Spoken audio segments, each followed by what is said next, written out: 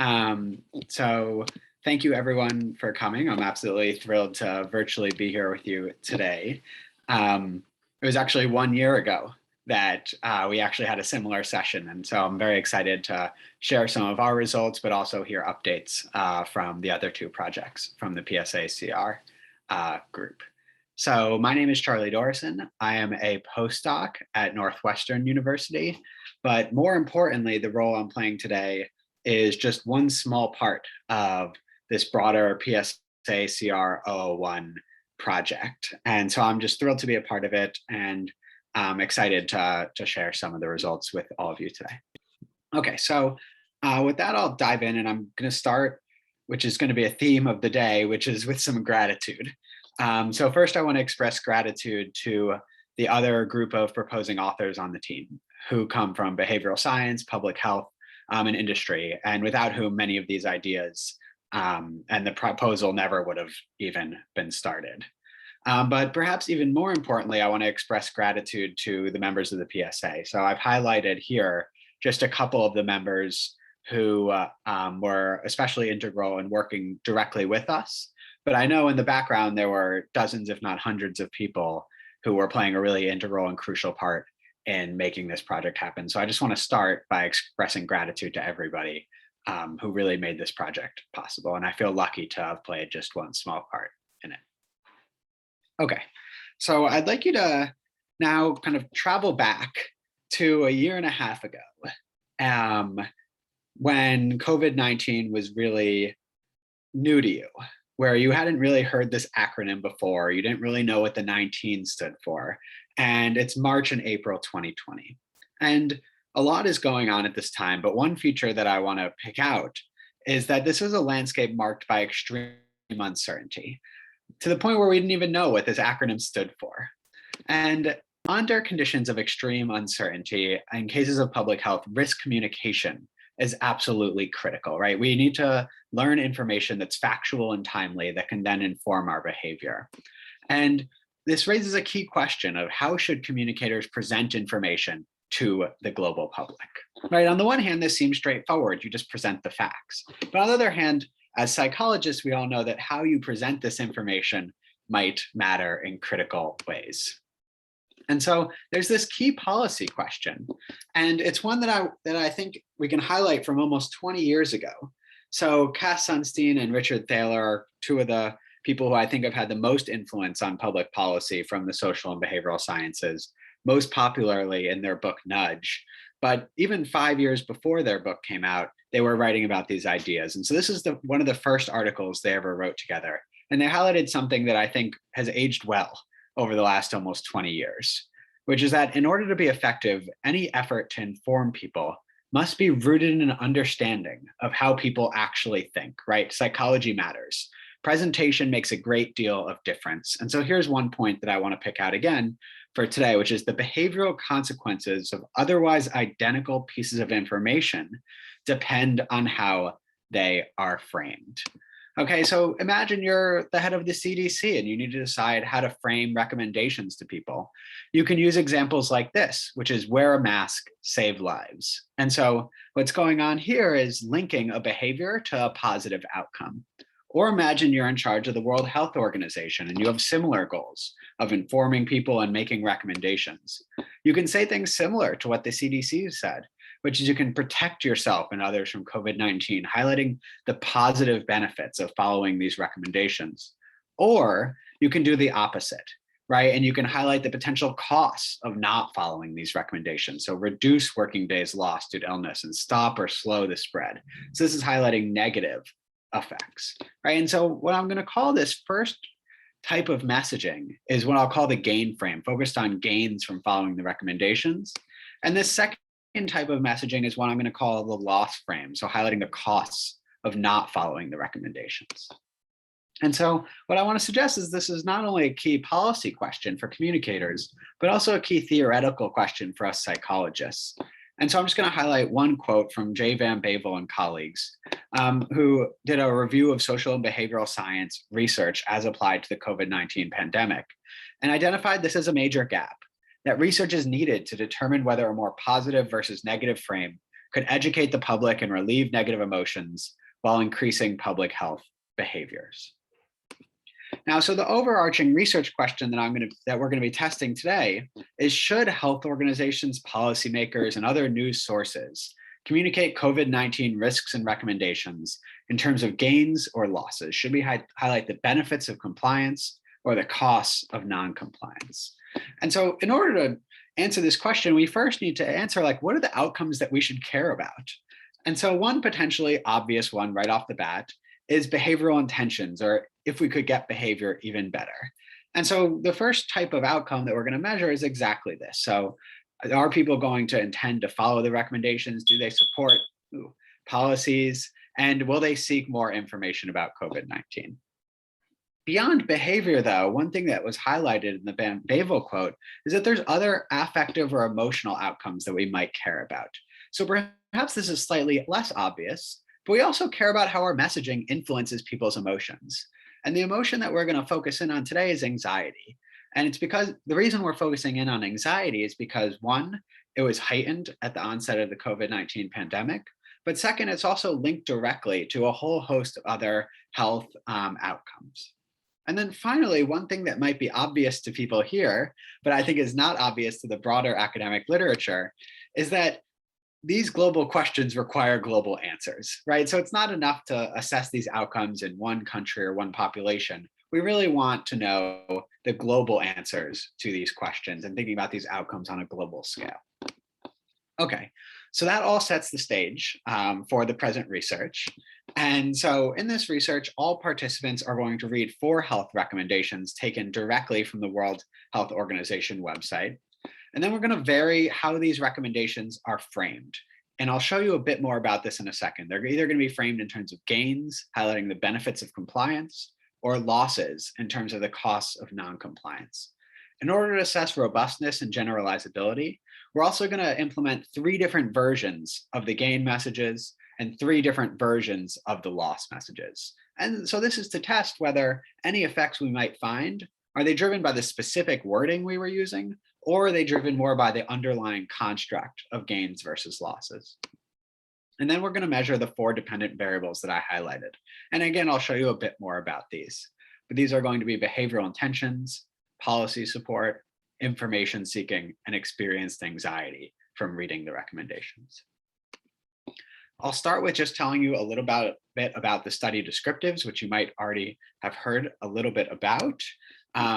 We have recruited approximately 16,000 people between May and September 2020. This is another moment where I just often will take a step back and just marvel at the ability of big team science generally and the psychological science accelerator specifically in order to just pull off what is perhaps the strongest test of message framing ever conducted in the midst of a global pandemic on a global scale. It's just really amazing, and I think it's worth highlighting. This study was carried out in 84 countries and 48 languages. Again, just almost mind-boggling. And just to give you a flavor, the most represented countries in the sample are Poland, Japan, United States, Croatia, Kenya, France, Nigeria, Egypt, really coming from many different continents. So let me show you what participants in the study saw. So like I mentioned, they're randomly assigned to either the gain frame or the loss frame condition. And all participants are going to read the same 4 health recommendations. So this is what it looked like in the gain condition. You read, there's so much to gain. If you practice these 4 steps, you can protect yourself and others, right? And so this is drawing directly from those World Health Organization messaging and from the CDC recommendations, CDC messaging, right? And so then you can read these 4 steps, things like staying at home at all times, wearing a mouth and nose covering, such as a mask, covering your mouth, completely isolating if you might have been exposed. And so this is the gain condition. And so what I'm going to show you in the loss condition has the same 4 health recommendations. The information itself is identical, but the presentation is different. So here's the gain condition.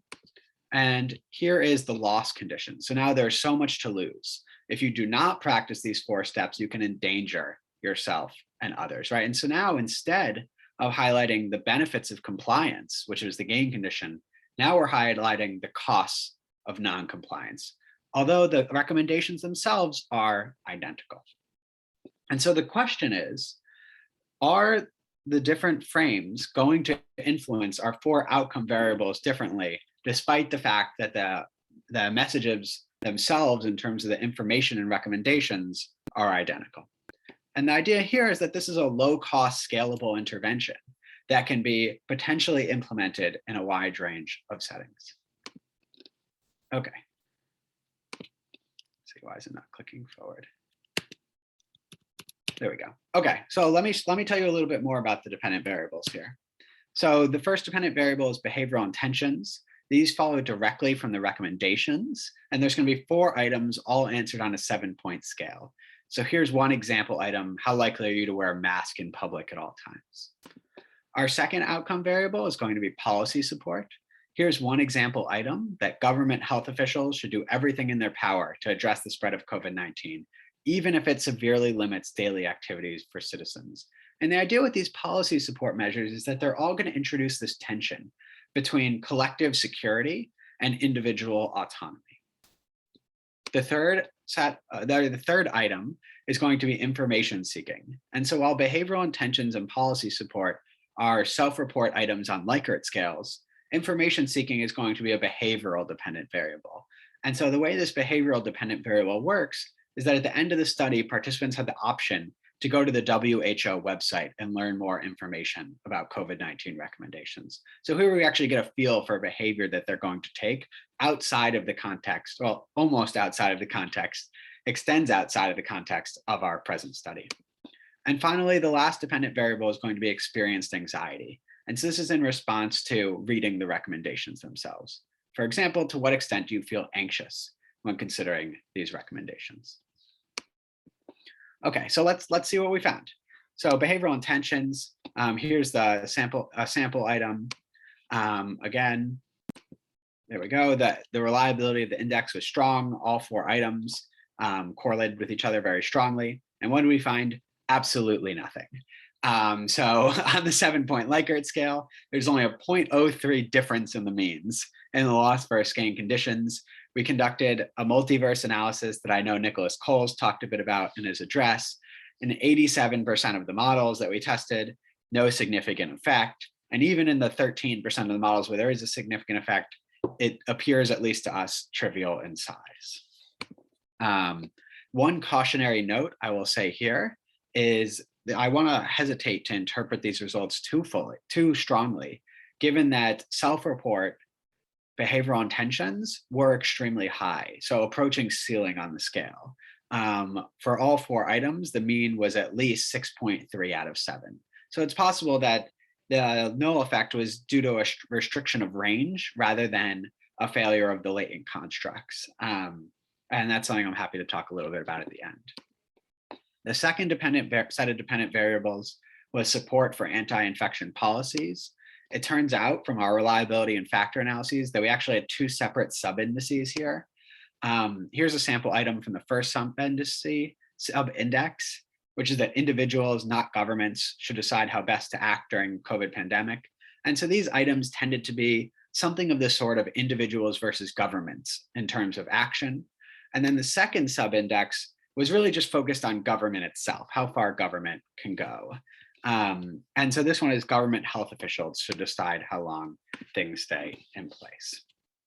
Okay, so again, almost nothing. So we found no effective framing on either index, a 0.04 difference in mean across conditions.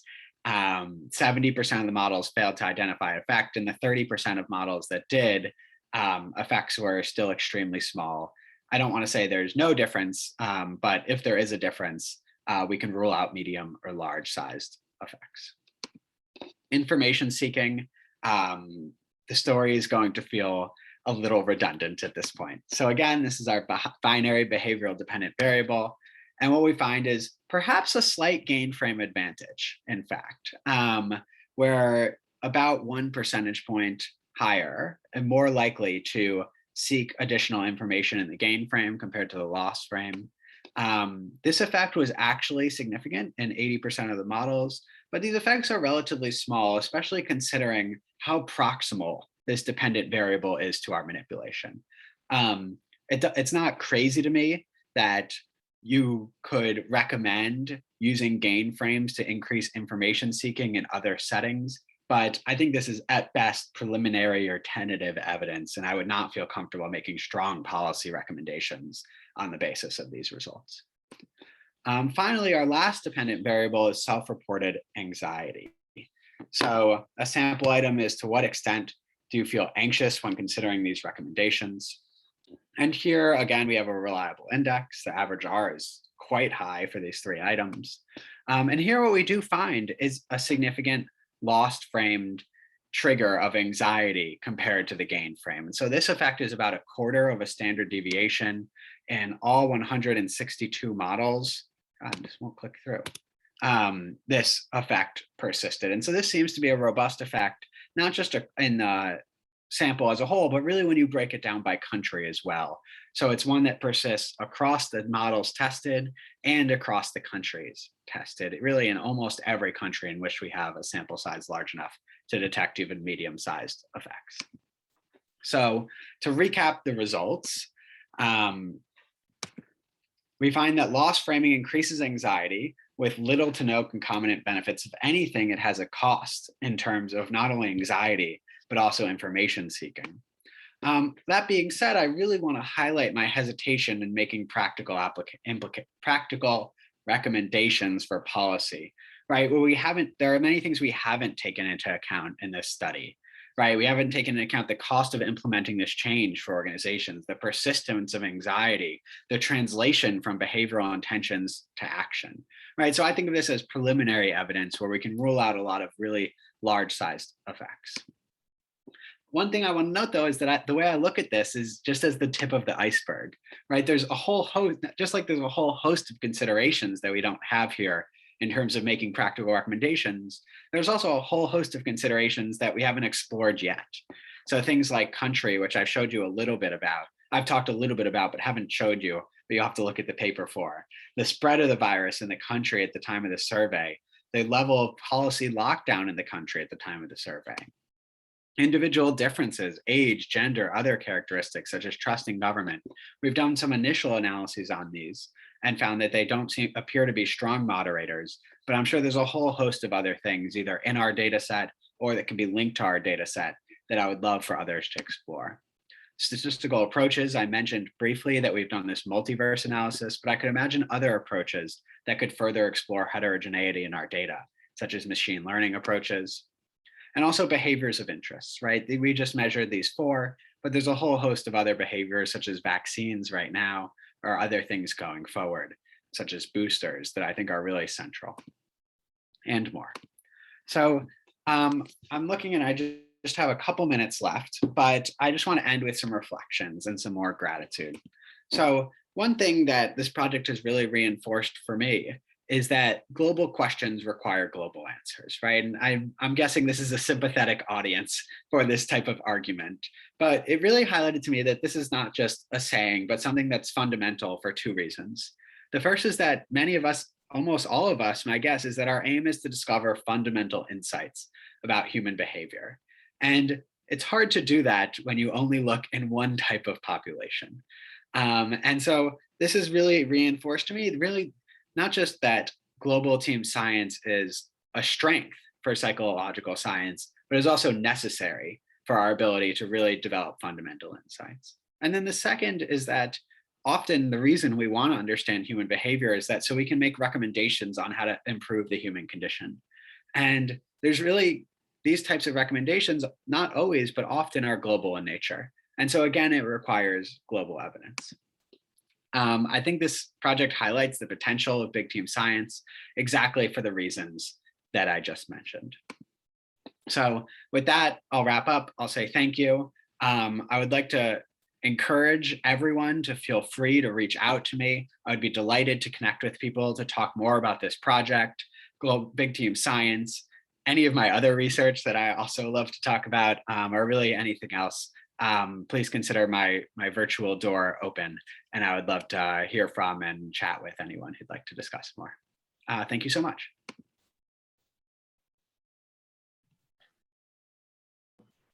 Okay, I think we have time for questions. please feel free to ask by entering the message in the chat, or by asking yourself. If you don't, you can turn on the micro and ask. I see one in the chat that I'm happy to answer quickly, and then I don't know exactly what time I'm supposed to stop talking. But so I see one really. We have 7 minutes more or less. Oh, fantastic. Okay, so I get to ramble for 7 minutes. Great. So I see one great question in the chat, which hits on something that we've been thinking about a lot, which is what's our reasoning behind our smallest effect size of interest? So I mentioned that this effect on behavioral intentions is quite small, potentially even negligible. But it could be the case that this 0.03 difference is quite meaningful as scaled across billions of people globally. And so I think it's a great question. It's something we've been thinking a lot about. And it's a reason that in our title, we don't say that there are no benefits. We just say little to no, because it's not impossible to us that this 0.03 difference could be meaningful. But given the evidence we have, we feel very hesitant to conclude that it is. So there's lots of variables we don't know. In terms of, for example, probably the biggest one is the translation from our behavioral intentions measure to real behavior. So we don't know the validity of that link. We also don't have great evidence on the link between the behavior change to outcomes we care about, like lives saved.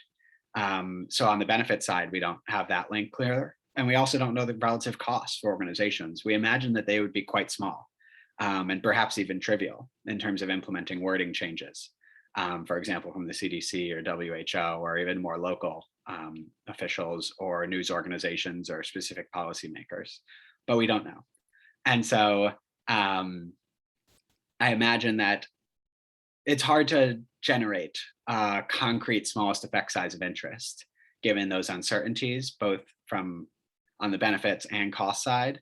But our tentative conclusion is that there are likely to be no benefits, but it's something that I would love to see tested in future work. And I would also love to be wrong about, because I would love to be able to make strong conclusions about how we can improve messaging with little cost. But if you have ideas on how to generate that smallest effect size of interest, I would be delighted to hear it.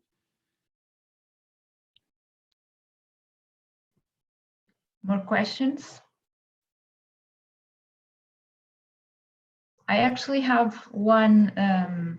It's a broader question. So you were talking about the benefits of big team science, and I ask you, what are also the challenges of big team science? Because, for instance, we are gathering a big sample from across the globe, but of course there are cultural differences, and we end up with a big sample size, but maybe then we are not looking specifically at each location and how this can be acknowledged. So you were saying that you haven't analyzed by country, but maybe we don't need to go to the country. We could go to big regions that we know. So my question is how to acknowledge the cultural differences, and how can this impact this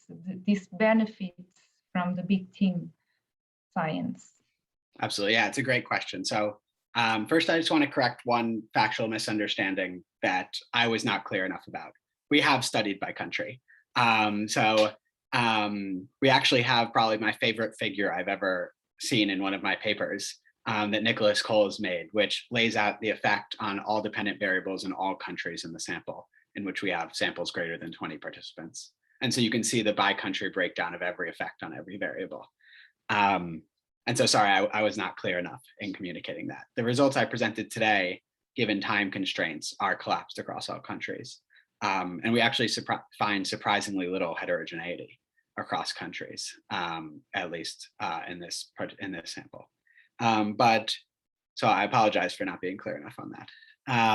But in terms of the challenges of big team science, I think it's a great question. One challenge is the time it takes to do, right? If you're not interested in global answers, you can put a study up on it. In many countries, you could put a study up on Amazon Mechanical Turk and have 500 respondents within 2 hours. In contrast, we started this study in April 2020, and it is now October 8th, 2021, and our paper is not published yet, right? We have a path to publication at this point, but we're now a year and a half later, and the results are not, at least for our project, I know they are for others, published. And so answering hard questions takes time, both in non-big team science and in big team science. And the questions tend to be bigger and harder in big team science than, and the methods used to address them and getting input from everyone, which we want to get the insights from everyone. It takes more time than you have a 2-author team and you're just running a study in one country, right? Because all these things are inherent to doing big team science. It's big and it's a team. There's a reason we use those words. And so I think those are challenges. They're challenges and they're real costs, but this is the second ever PSA conference, right? We're in early stages. We're not even infants at this yet. And so, or not even toddlers at this yet. So I think it's something that these challenges are not going to go away entirely, right? It's not like you're ever gonna not stop wanting input from everybody. But as we work through big team science and really develop as a field, I'm very optimistic, in fact, that the benefits are there and will remain, and hopefully some of the costs and challenges will be things that we learn how to address better. We have time for a quick question if somebody has. And I'm also happy to answer questions offline if people feel more comfortable that way. Please do feel free to email me. If there are no further questions, maybe we can then go to the second talk by Wang. I was asking for you to make a brief line about you, if you want. I apologize, I haven't said in the beginning, you have more or less 30 minutes, so feel free to fulfill the 30 minutes with conversation and no Q&A, a conversation or a presentation and no Q&A, or to manage. I can tell you when you're starting to be off the time, so feel free to manage the time. You know you have 30 minutes, okay? Yeah, sounds great. Thank you. Hi, everyone. My name is Wang. I'm a third-year doctoral student in public policy at Harvard University. I'm very excited to present the project, a multi-country test of brief reappraisal interventions on emotions during the COVID-19 pandemic, a registered report at Nature Human Behavior. Feel free to interrupt me with any questions during the presentation. First, I want to show the core theme of this project and echoing the sentiment of gratitude that Charlie set out earlier. That project cannot be achieved without the amazing support from the Psychological Science Accelerator, more than 400 collaborators that are not shown on this slide, but are very critical for this project.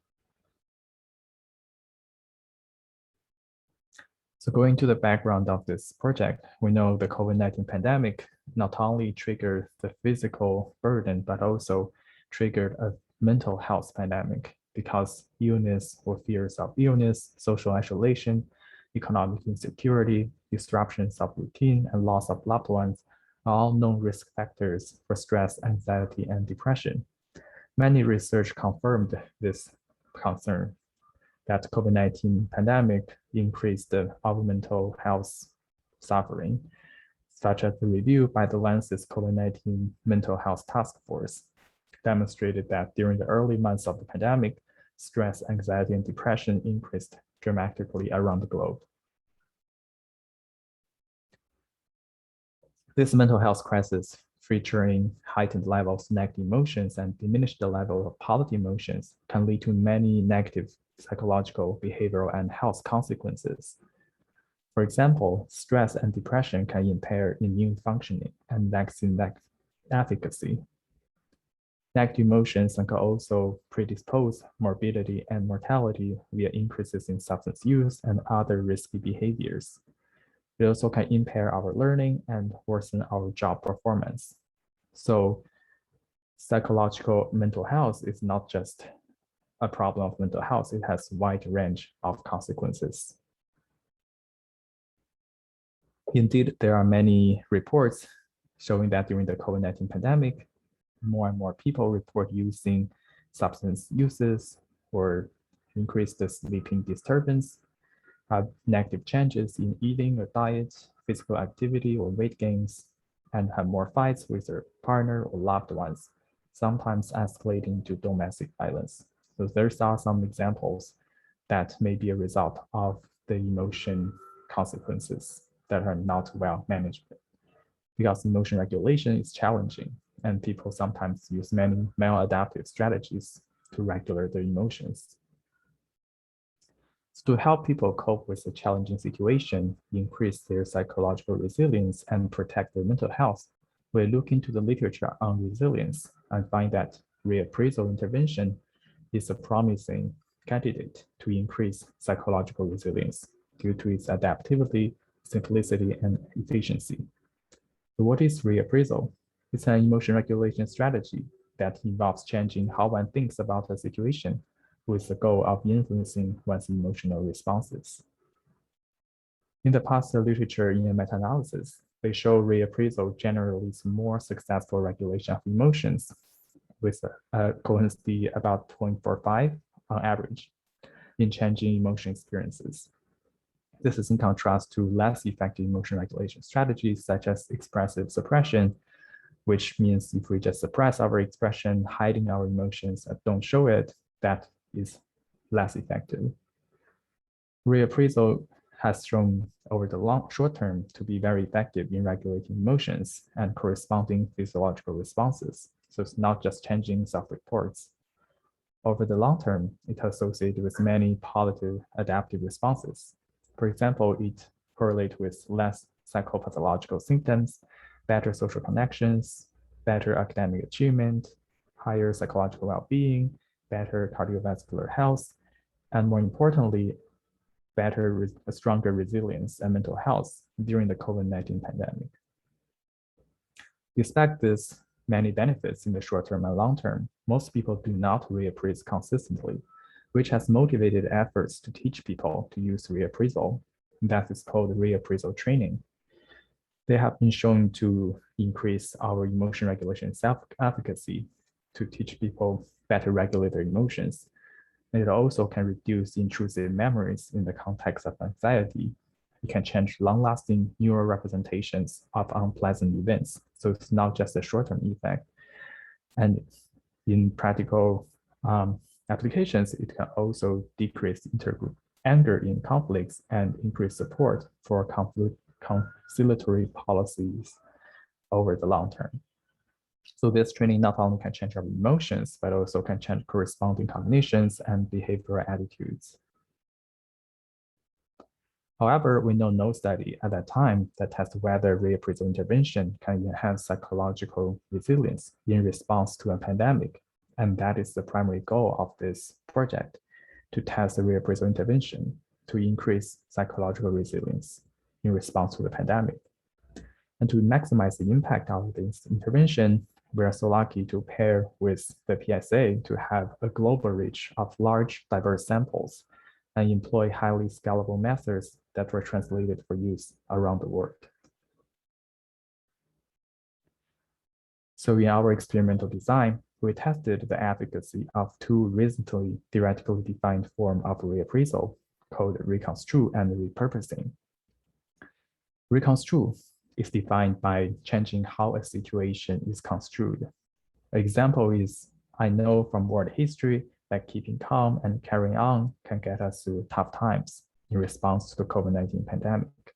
So it could involve changing your perspective, zooming out from the immediate context to the whole world, or zooming out from the immediate time frame to a longer time frame. or changing the distance between things. So there are many ways to construe the situation so that you can see different angles. Another kind of reappraisal is called the repurposing. It involves changing the goal set or what we want from a situation. One example to the COVID situation is this situation is helping us realize the importance of meaningful social connections and helping us understand who the most important people in our lives are. So it helps us focus on the potential benefits or desirable outcomes as a result of the situation. In order to make stronger and clearer inferences about the effect of this reappraisal, we had two control conditions. First, in the active control condition, we asked participants to use a strategy that we told them one strategy that some people find helpful for influencing their emotions, reflecting. This strategy involves allowing oneself to freely experience and reflect on one's thoughts and feelings. So you can see some elements of mindfulness in just thinking and experiencing your emotions. And you can also see some elements of the reflective writing in the literature, that by reflecting on emotions, that has been shown to help your emotional regulation in the past. But the effect size in the meta-analysis is about coherence equals 0.07. So it's a very small effect that we think can differentiate from the reappraisal intervention. And by asking participants to actively use a strategy that potentially can have a positive effect, we sought to match expectancy and demand effect across the reappraisal and this active control condition.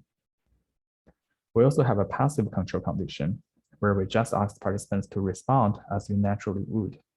This is a commonly used passive control in prior research on emotional regulation. For hypothesis, we have the primary hypothesis contrasting the two control conditions against the two reappraisal conditions combined.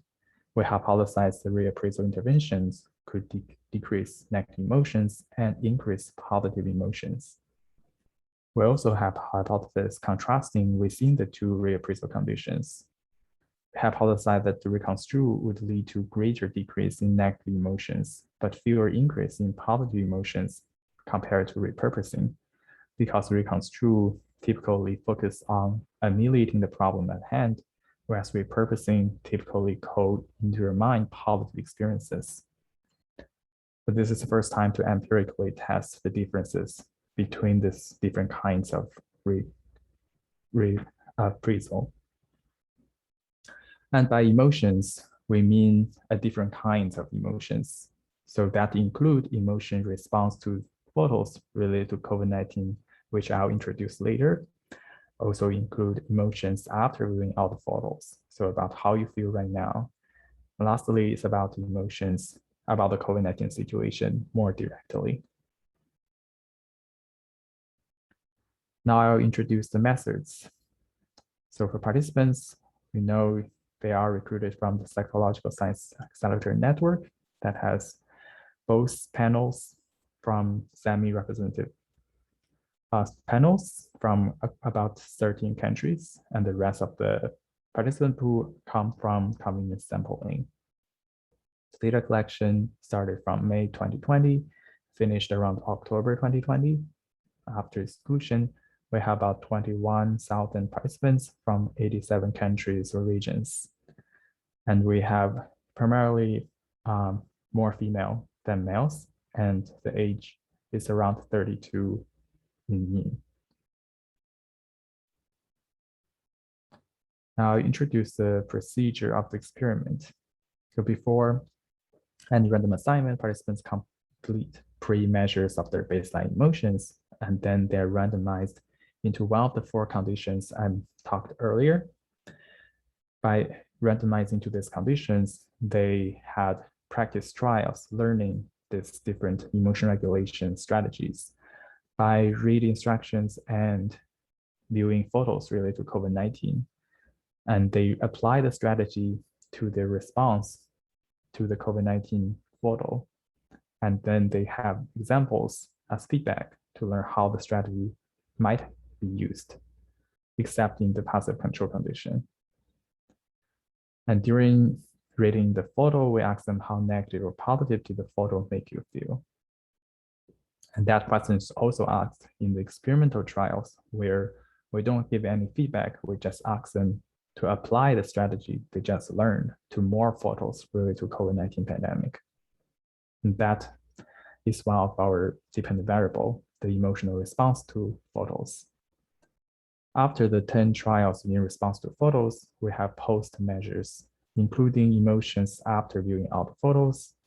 That is, how are you feeling right now in response to 5 negative emotions and 5 positive emotions from the discrete emotion scale. They also respond to emotion about the COVID-19 situation. That's the question overall, how negative, hopeless, or positive, hopeful are you feeling about the COVID-19 situation right now? We also have some exploratory measures, including anticipated emotions, behavioral intentions that I'll talk about later. Here are the example photos related to COVID-19 that we took from popular news media, including CNN, New York Times, The Guardian, representing the COVID-19 situation around the world. And the goal to selecting this stimuli is to have some ecological validity, such that when people read news about COVID-19, they don't get too much negatively impacted in their mental health. They can still keep informed without harming their mental health. Now jumping to results. Here the x-axis shows different emotion-dependent variables, and the y-axis shows the coherency effect size. I'll first show the contrast between the 2 reappraisal conditions combined against the 2 control conditions combined, as in the blue bars here. So consistently across all the dependent variables, we see reappraisal intervention decreased negative emotional responses and increased the positive emotional responses. So that confirmed our hypothesis 1 and 2. Next, I'll present the orange bars contrasting between the 2 reappraisal conditions. We find little differences between these 2 conditions, so they are largely similar to each other. So that we think might be because the COVID-19 situation can be reappraised in different ways. So in either way, you can gain the benefits, or because people naturally associate one kind of reappraisal with another. So teaching them one of them may naturally prime them to use another kind. So those are some interesting questions for future studies. Next, I'll show the graph breaking down the effect of reappraisal against the control condition by the 37 countries where we have over 200 participants. So we have more power to test whether a particular country has a significant effect or not. And across all the 73 countries, we see directionally all of them show the expected hypothesized effect. Although the effect size varies across countries, but for most of them, the effect was significant in the hypothesized direction. And so far, we haven't found a cultural level variable that can systematically explain why some countries may benefit more than others, but that will be fruitful direction for future analysis of the data set.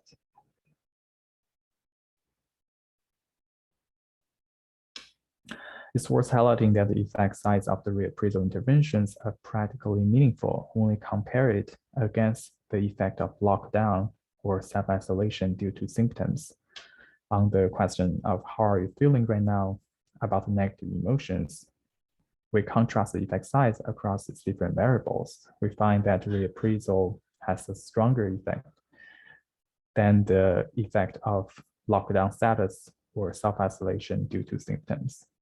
So we think this is a meaningful sign that the reappraisal intervention can ameliorate the negative impact of lockdown and self-isolation due to symptoms. So it's practically helpful.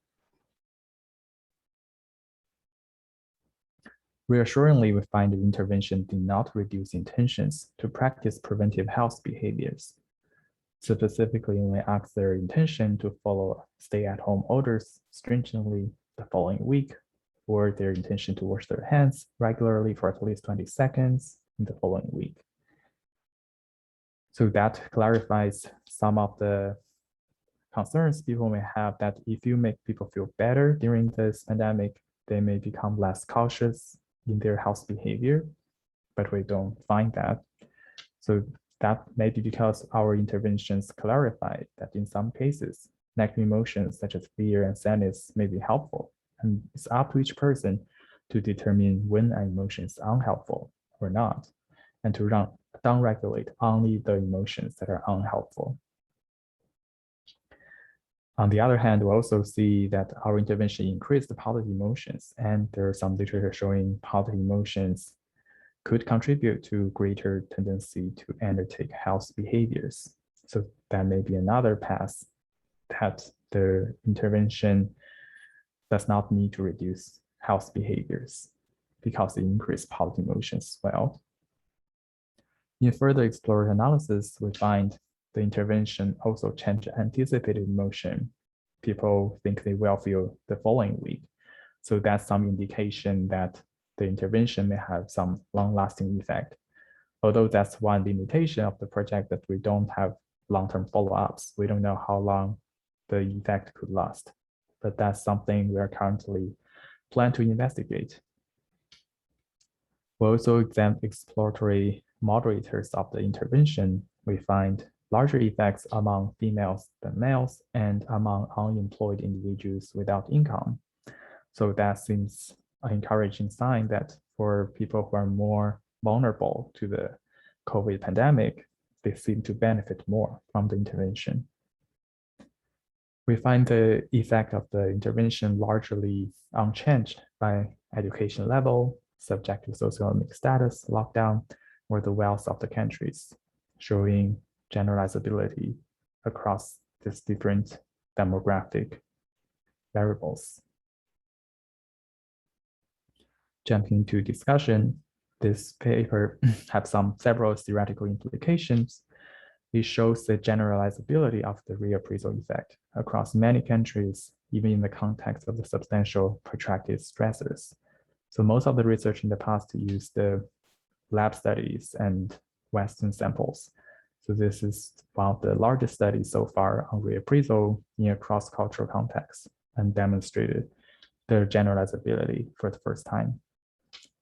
It also deepened our understanding of how contextual moderators influence reappraisal processes, such as lockdown status or demographics. It also deepened our understanding of how distinct forms of reappraisal, that is reconstruct and repurposing, differ or are similar with regarding to multiple outcomes. It also provides a rich data set for examining many related questions on emotion regulation, and cultural differences. For practical implications, we think this reappraisal intervention could be a potential tool for public leaders to deploy amid different crises, not just in the COVID pandemic. And it's especially helpful in the pandemic, given its magnitude, comparing to lockdown or symptoms-induced isolations. This intervention is inexpensive, brief, and scalable.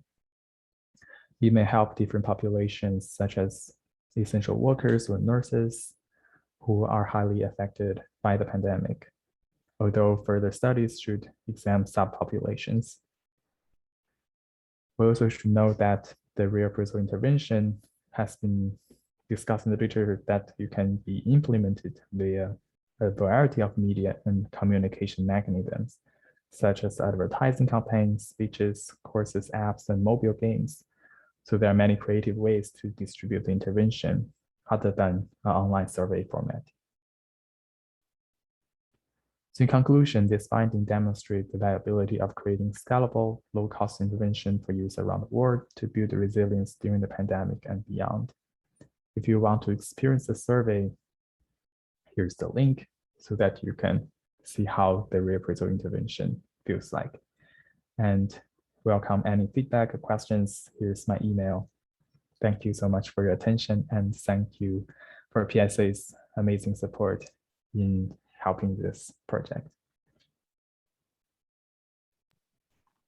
Thank you for the presentation. We now have time for a few questions. So I think I see one hand by Charlie. I will prove you can.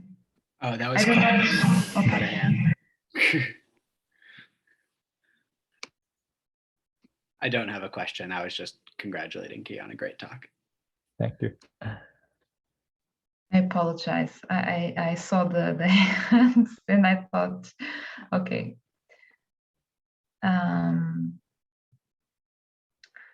So I can advance one. It's more, although you provide all these practical implications, which I think are great, I feel that although these are practical implications, in reality, we always see that we see a gap between what science provides and what it reaches the public, or it reaches the main political structures. So do you think that this study that was published recently in Nature, it probably was highly visible by the researchers, but do you think that it reached the people that should reach to being actually applied in the field? Yeah, that's a great question. So after this popular media for like a promotion of this paper at the Harvard Kennedy School, the article that promote this paper has received the most views in this year in the entire articles ever written by the Kennedy School's public media. So it seems to reach lots of audience outside of the academic based on the number of views of this promotion article. And we also received some inquiries from practitioners such as hospitals or some of the therapists. They want us to like collaborate or conduct this intervention to help their employees, or there are some people who want to see like long-term effects and collaborating research. I think the message helped get across to many different people, and although definitely there are more research is needed in order to fully understand the intervention before it is fully rolled out. But I think it's encouraging to see the impact beyond academic. And I think there are many people, like political leaders, in their speeches already using reappraisal in many ways to frame different political issues. And like the CDC, as Charlie just mentioned, the gain framing and loss framing can be also viewed as a kind of application of reappraisal in public health messaging. It depends on how you phrase the message, and that's a kind of angle you choose to reappraise a situation. So in that sense, I think reappraisal or reframing is a kind of reappraisal, and it's been used nearly everywhere with or without awareness.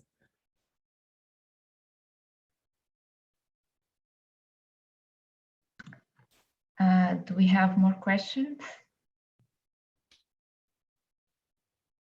Yeah, I just have a quick questions, but I'm not sure how to kind of phrase it in a way that makes sense. Because I think that, like, have you looked into how different countries or cultures might respond in terms of their response to the items or the measures that you use differently, just in, you know, and that it might not be a function of the manipulation, but it might just be a function of how they read your items, because that's something that I'm always curious about when we try to do this kind of cross-national collaborations. Yeah, so that's a great question. It's our first time to do the cross-cultural work as well, and I learned that there are some practice such as like a within person standardization or centering to try to correct the response styles, but we didn't register that. With that said, we controlled for baseline emotions. So all the changes are within participants' changes, so that it shouldn't be influenced by the use of the scale, whether they rate extreme or not, because within person changes. But if we want to compare cultural differences and moderation analysis, etc., I think it would be helpful to consider different response styles, using use of the scale or understanding of the emotions. That's one of the challenge in further analyzing the cultural differences, because COVID-19 situation differs a lot across time at different regions. There are so many things could confound the cultural variables explanation. But yeah, if we can try different analysis, I think that may help answer the question about whether it's a cultural use of scale difference or other differences.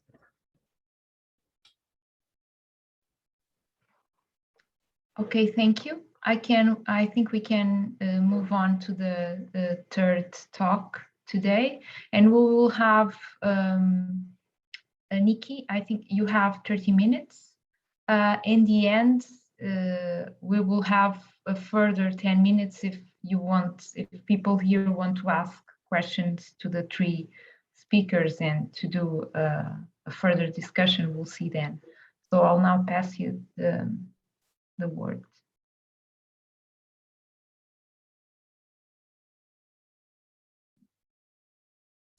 Thank you. And I think Thuy-vy, you're going to be sharing your screen, and I'm actually going to be co-presenting with Thuy-vy.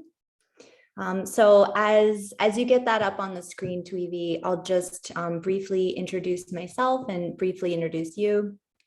So I'm Nikki Legate. I'm an associate professor at Illinois Tech in Chicago. And I've worked a bit with Thuy-vy Nguyen in the past, but we've definitely worked very intensely together this past year and a half on this project. She's an assistant professor at Durham University, and it looks like we got the slides up okay. So yeah, why don't I just start also by saying that, you know, me and Thuy-vy are presenting on this work today, but I do really want to recognize the hard work of so many people on this team, like our other proposing authors, especially our PSA liaisons, Hannah and Charlie, and the hundreds of co-authors that really make this work possible at all.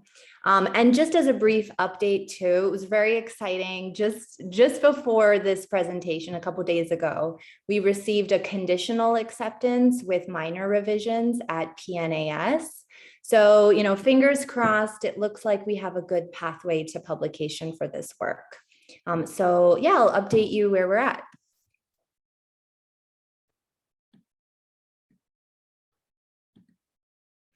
All right, so I'm sure by now we're all aware that social distancing is important in helping curb the spread of COVID-19. Definitions of social distancing vary slightly, but it's about minimizing physical contact between people outside of one's household.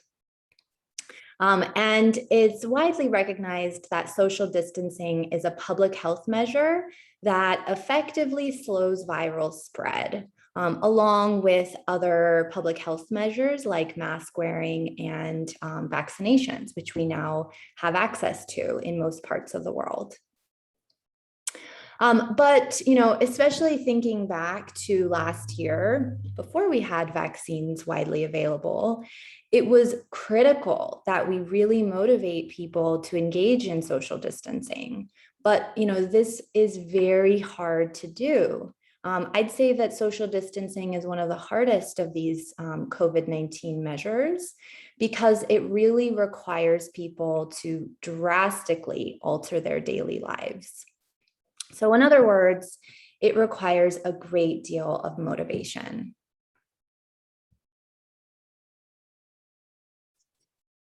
Oh, it looks like that image didn't make it. That is okay. I don't know why. It's okay if it doesn't.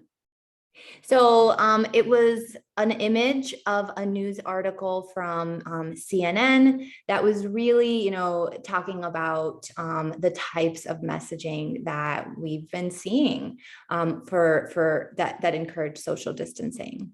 Oh, yay, it made it. So really, it was one of the most talked about news topics in 2020. Everyone was trying to motivate social distancing, and that goes from governments, leaders, news outlets, public health experts, your uncle on social media. It really seemed like everyone and their mother was urging social distancing. But not all motivational messages are equally effective. And we saw really frequent shaming messages, especially those circulated around social media. And it got us curious as motivation psychologists of what is the impact that these different motivational messages are having on people's actual motivation.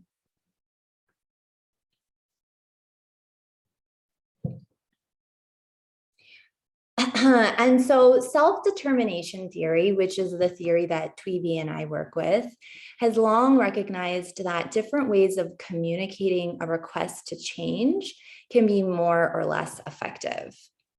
Autonomy supportive messages help people internalize and really buy in to why they should change. So it helps them kind of take ownership of that change. And autonomy supportive messages are about taking people's perspectives. So, applied to the issue of social distancing, saying something like altering your daily life is hard. It's also about providing a meaningful rationale. So explaining to people that the virus can spread even when people are asymptomatic, which was why social distancing was so important. And supporting a sense of choice within the constraints of the situation. So saying something like, ultimately, it's about finding how you can make social distancing work for you. And this is in contrast to controlling messages, which really pressure people to make the change. And controlling messages use demanding language, saying things like must, you have to, you should. And they heavily rely on shame and fear to motivate people. So, maybe we wouldn't see this phrase in a news outlet, but we certainly saw this type of phrase with social distancing. And I know myself, I'm seeing it all the time with messages about vaccination as well, saying essentially you're a terrible person if you don't do this thing.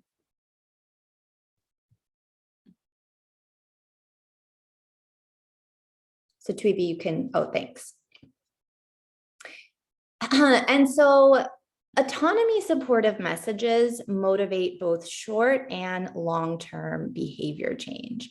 We know that when people are really internalizing these messages, when they're able to take ownership of it, it has real benefits in terms of adherence, both right away, but also in the long term. Controlling messages, on the other hand, are not just less effective, they can actually backfire. And they do this by increasing feelings of defiance. This is a desire to do an opposite of the request. And I kind of think of this as the screw you effect. You're telling me that I got to do this. Well, that's the last thing that I'm going to do now, right? And so we got to thinking about this in the context of trying to motivate social distancing among, populations around the world. And it was a very scary thought to think that these controlling messages could actually be having a counterproductive effect. As good as the intentions might be, these controlling messages can have a really harmful effect. And we wanted to see if that was the case with messages about social distancing. And we know that this phenomenon has really shown to be true across all different types of domains. So in the domain of parenting, education, prejudice reduction, medication adherence, physical activity, and even vaccine promotion, we have seen these patterns where autonomy supportive messages are much more effective than controlling messages. And sometimes those controlling messages can actually backfire.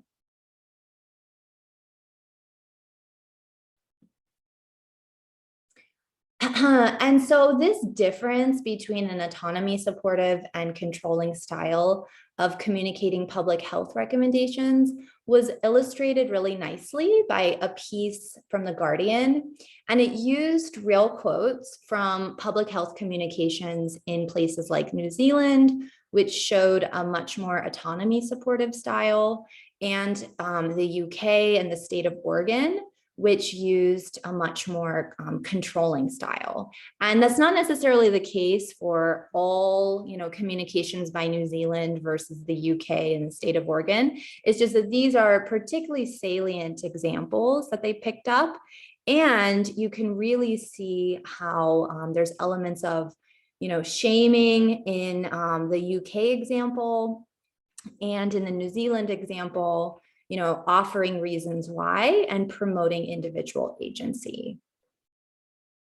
And so we really wanted to know if how a message is communicated can impact people's motivation. And so in self-determination theory, we think of motivation not just in terms of quantity, like how much are people motivated to do something. We are really concerned with quality of motivation as well.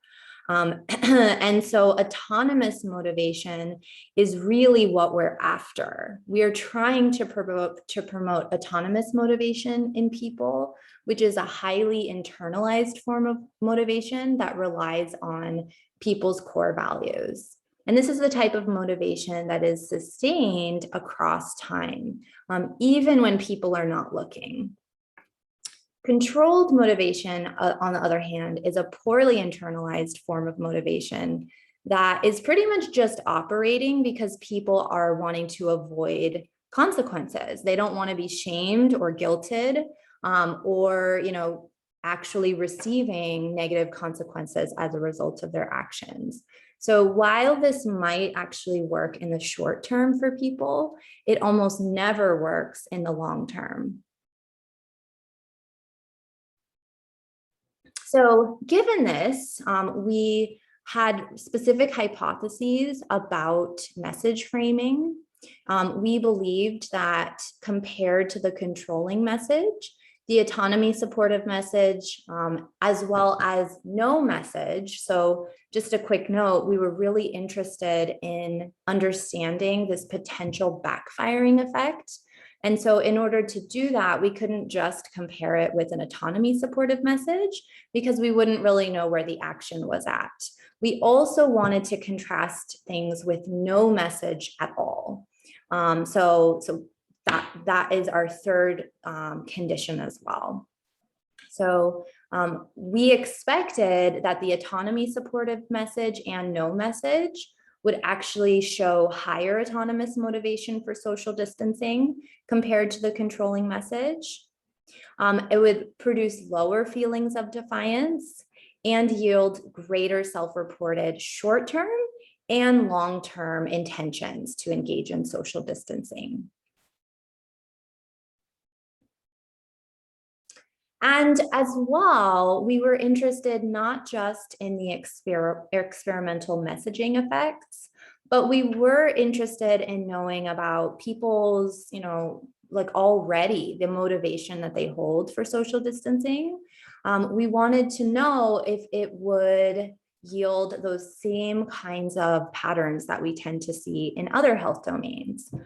So these were correlational hypotheses, and we believed that essentially autonomous motivation and controlled motivation for social distancing would show opposite effects. So we believed that autonomous motivation would predict lower feelings of defiance and greater short and long-term intentions, whereas controlled motivation for social distancing would predict the opposite. And so I'll turn it over to Thuy-vy now to present on the methods and the results.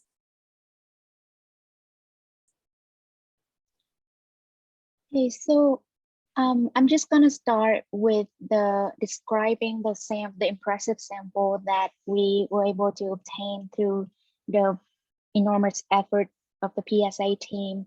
And so in total, we got 27,882 participants across 89 countries assessed that access our survey.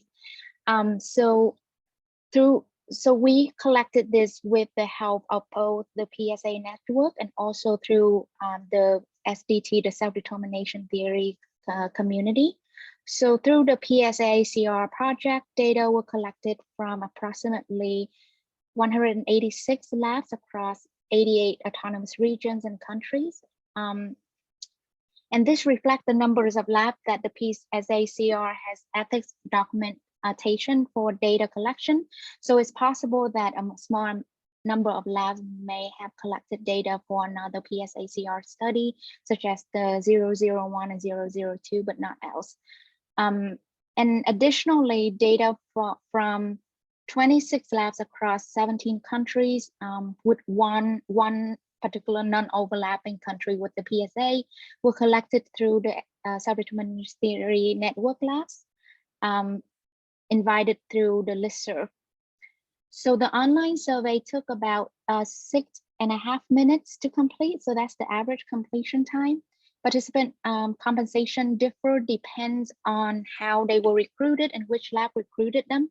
So we really just we have the protocol in place, but each lab does have the autonomy to kind of compensate between participant and how they recruit the participant. As such, some participants receive payments, others receive course credit at the university, and some might have participated voluntarily without compensation. So in terms of the representativeness of our sample, so I just want to show quickly the countries on this slide here, and you can see that the list of countries where the data come from, we sorted by the sample size for you to evaluate how representative the sample is to all the country. When we talk about how we get data around the world, how representative that is. So you can see that even though countries with large sample size are still those generally represented by psychological, represented, typically the one that generally represented in psychological research. What we were also able to recruit from countries that are not typically represented. So further, this is also possible thanks to the impressive effort of the PSA team to recruit and translate all the materials. So they did several rounds of translations, and it's quite rigorous the way that surveys were translated and then back translated. And also there's a round where the translation were adjusted so they are culturally sensible. While participating labs mostly still rely on convenient sample, the PSACR projects also recruited about 5,000 additional participants through semi-representative panels with quota matched to the general population in terms of sex and gender. So these semi-representative panels collect data from the following countries.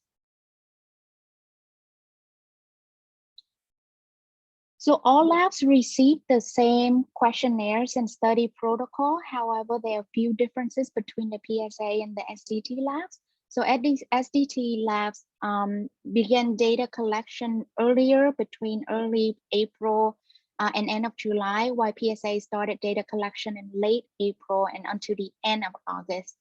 PSA lab also collected data for PSACR 001. So our study will combine with that study in the same survey. And the order of the two studies were presented to the participant the order were randomized. For SDT labs, they use Qualtrics and Google Form depending on the researchers, whether or not they have access to Qualtrics program or Otherwise, they use Google Form to collect their data, while PSA Labs ran the study using one central survey in Form R. Across all labs from both SDT and PSA, the procedures go like this for our study. So first, participants responded to items assessing how much they were currently following social distancing recommendation before the manipulation. So this is the items that they see. And then they were randomly assigned to an autonomy supportive message condition, a controlling message condition, and a no message condition. I include some example language that we use in the two experimental conditions. So for the autonomy supportive condition, there's a sentence highlighting choice. For controlling, there's a lack of choice and also an element of shaming, like Nikki has discussed. And we decided to have our neutral condition to be no message condition, because this allows us to have a true baseline comparison for outcome measures. So after reading either an autonomy supportive message around social distancing, or a controlling message, or no message at all, the participant then were asked to fill out a short questionnaire to report the reasons why they plan to follow social distancing recommendations addressed in the article they just read. So for the no message condition, we removed the part about the article and just asked the participant about recommendations in general, assuming that by that time the participant have been exposed to some sort of recommendation around social distancing.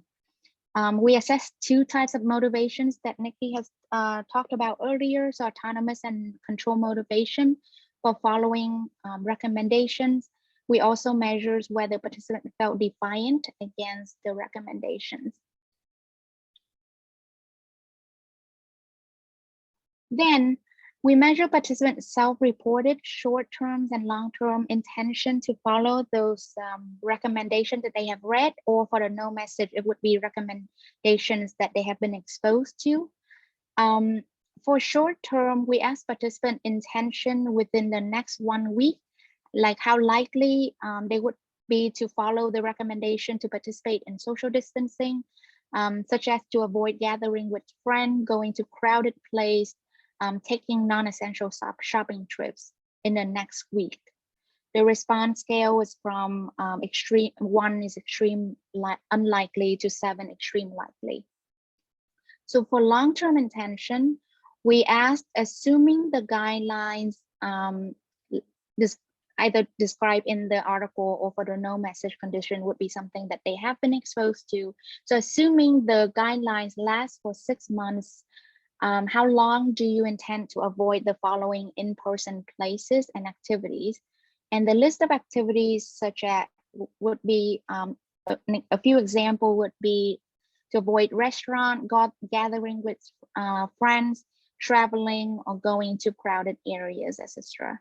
So these items were rated in 1 week increment for 6. So using a drop-down menu from 0 to 24 weeks, which is equivalent to 6 months.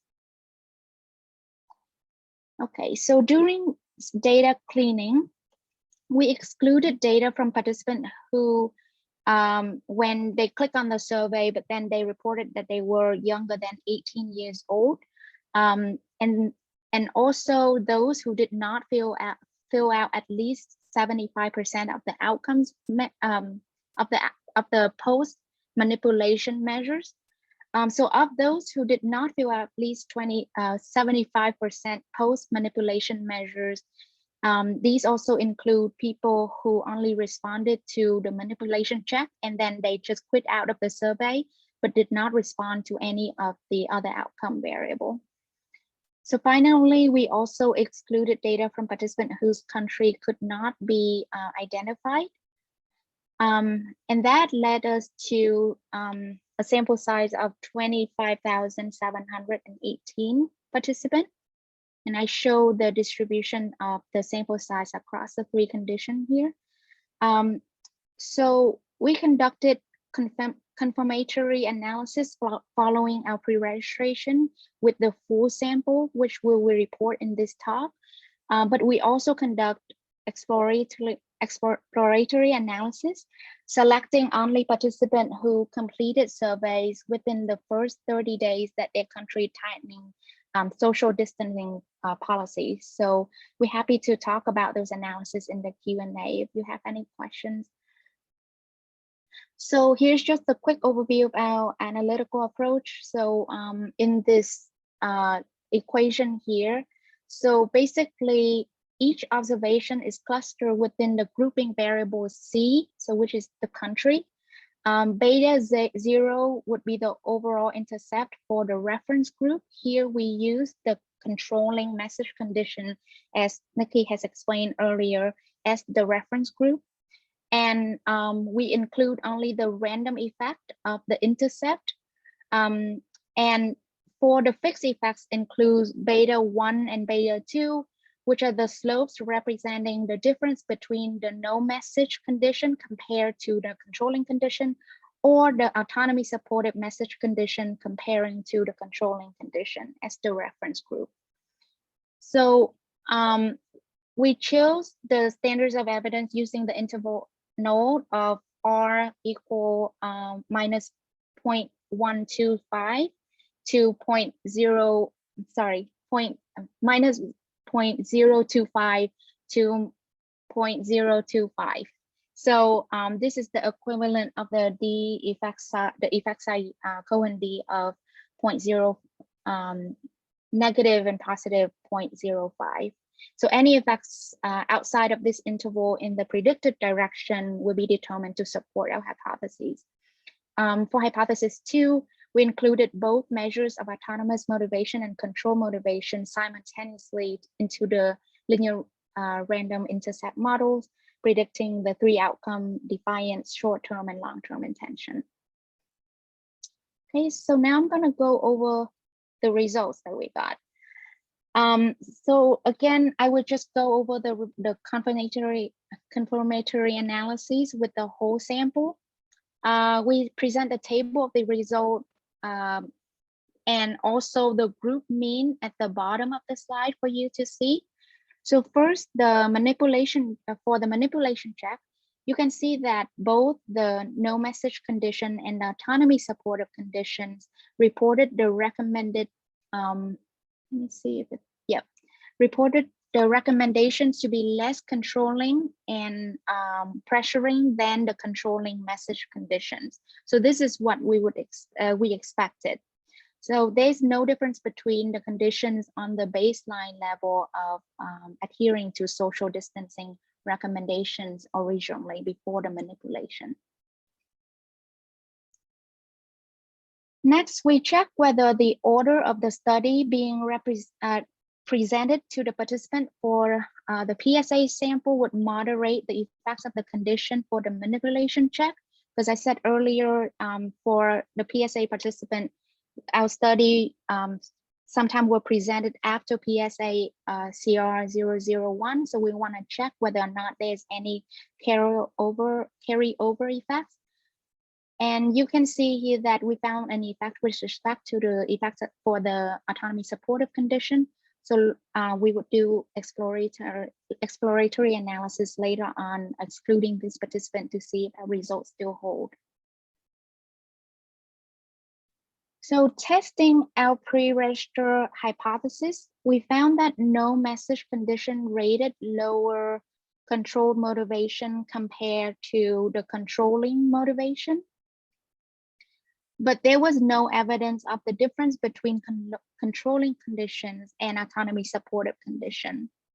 We did not find the evidence of differences between condition for the autonomous motivation measures. So for defiance, we found that autonomy supportive conditions reported lower defiance against recommendation than controlling conditions. There was no evidence of difference between no message and controlling conditions. So you can see in the mean table that the means of these two groups are almost the same, whereas the autonomy supportive condition rated lower defiance. We also found that, so for hypothesis 2, we found that self-reported motivation correlated with defiance in expected direction. So higher ratings of autonomous motivation to follow social distancing recommendation correlated negatively with defiance, whereas controlled motivation correlated positively.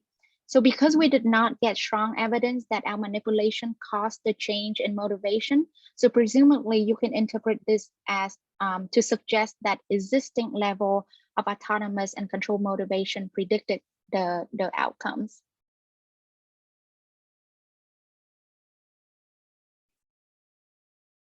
So for behavioral intention measures, contrary to our hypothesis, we did not find evidence that manipulation led to changes in short-term intention within the next week. But again, existing patterns for emerged for levels of autonomous motivation correlating positively with intention to social distancing in the next week. And both motivation predict intention for social distancing in the next 6 months. Again, we did not find evidence that our manipulation changed intention to engage in social distancing for the next 6 months. So taken together, we just kind of summarize all the results here. Results partially supported experimental hypotheses, is that the controlling message increased control motivation relative to no message. On the other hand, the autonomy supportive message lowered feelings of defiance compared to the controlling message. But the controlling message did not differ from receiving no message at all. So unexpectedly, our messages did not influence autonomous motivation or behavioral intention, which would be what we had hoped for. We found stronger support for our hypothesis 2, which is the correlational hypothesis. That is, existing autonomous motivation predicted less defiance, more short-term and more long-term intentions, while existing control motivation predicted more defiance and less long-term intention. So earlier I mentioned that we carried out several exploratory analyses to make sure our results hold in Nguyen. So we so far have only conducted random intercept model, so only multi-level random intercept model. So we did try to add random slope to our models. And to do this, we only include country with large enough samples. So we decide to go for the country with sample 210 or above. We also carried out a different set of analyses with those exposed to PSACR 001 first to account for the carryover effects that I showed in the previous slide. We also did analysis including only data submitted in April or data submitted within the 30 days since the country rise in restriction. So for this, we used the data from, we extracted some publicly available data from our Nguyen data, and we were able to get the date when there is a sharp jump of the country stringency index for social distancing. And so this was performed following reviewers' recommendations. So for this set of analyses, we also controlled for total cases per million matched on the day of the survey responses was submitted. I will ask you to finish your presentation because 30 minutes have passed, okay? Yeah. So yeah, I'll go to the discussion. Yeah, I know we're over, so I'll do this in 1 minute. Can you advance, Thuy-vy? So basically, existing motivation or correlational effects were really strongly predictive of outcomes in the ways we expected. For our experimental effects of messaging, we found much more modest support for hypotheses where there was an effect of the controlling message on increasing controlled motivation. and an effect of the autonomy supportive message promoting agency, really reducing defiance compared to the controlling message. So all of these results that I've said here are generalizable across country, and they were robust to a lot of different analytical approaches. And these effect sizes were quite small, but we expected them to be pretty small anyways. And they were in line with prior public health messaging campaigns.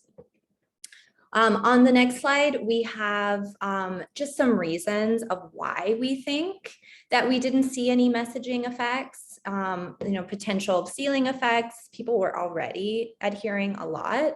There were millions of messages people were exposed to, so one new message may not have had that much impact.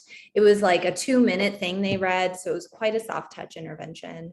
And it's very possible that much more dramatic, tangible economic things needed to be done in order these messages could have an impact at all. And we have some ideas for future directions, and they're based in our limitations.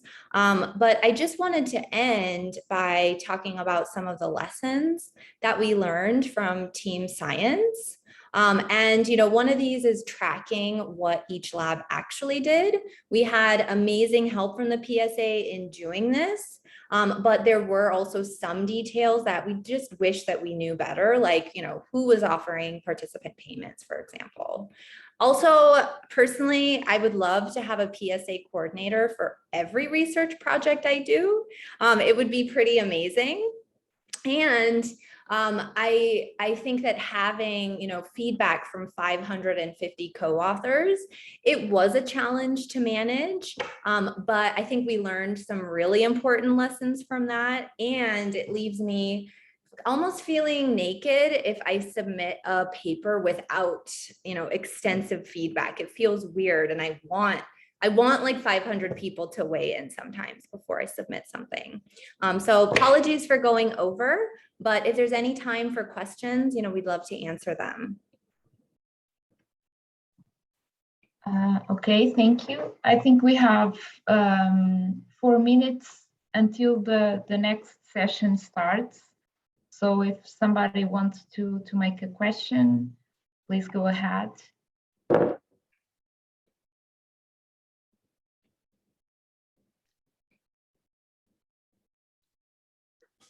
I can ask a quick question. So we are seeing this pandemic for almost 2 years. And my question is, for one side, we have been constantly exposed to these messages. So what do you think it's the role, for one side, habit learning in keeping a certain distance, because then people kind of internalize some types of behavior, and sometimes they look at movies in my case and think that when people are too very close, it's strange already.